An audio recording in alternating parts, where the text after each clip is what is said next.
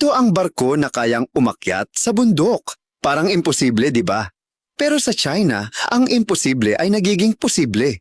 Kilalanin ang Gupitan Shiplift, isang dambuhalang elevator para sa mga barko na nagkakahalaga ng humigit kumulang $7.7 billion o halos 435 bilyong piso.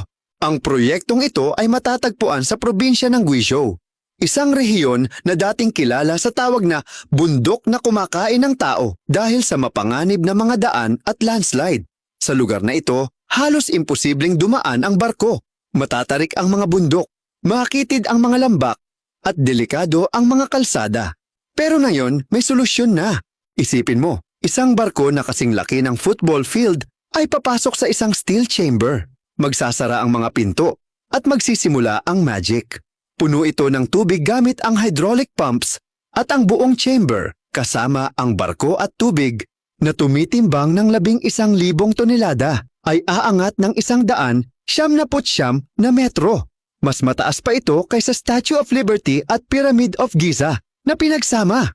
Ang elevator na ito ay nakakapagpabilis ng biyahe. Ang dating 4 na araw, ngayon ay 2.5 oras na lang.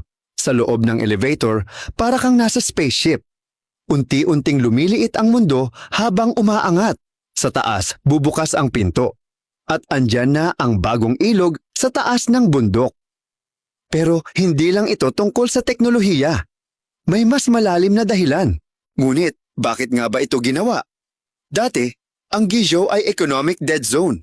Mahal ang transportasyon, mahina ang negosyo. Pero simula nang magbukas ang shiplift, bumaba ng 67% ang shipping cost at tumaas ng 42% ang produksyon ng industriya. Ang dating mga baryo, ngayon ay may tech parks at logistics hubs na. At dahil dito, lumakas ang loob ng investors. Tumaas ang foreign investment ng 83%. Pero teka, may pang-international na plano pa pala ito. Kung sakaling maapektuhan ang global trade dahil sa giyera o krisis, may plan B ang China. Ang mga ganitong inland mega projects ang magpapatuloy ng ekonomiya kahit maputol ang international supply chains.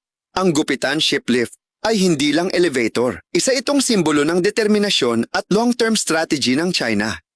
Isang engineering marvel, isang pangarap na ginawang totoo. Kaya ang tanong, kung kaya ng barko ang umakyat sa bundok, ikaw pa kaya?